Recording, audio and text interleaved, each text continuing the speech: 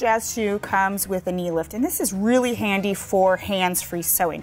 You'll notice that at one end you have little positioning notches, and the opposite end is a handle. That's where your knee is going to press against to raise and lower the presser foot.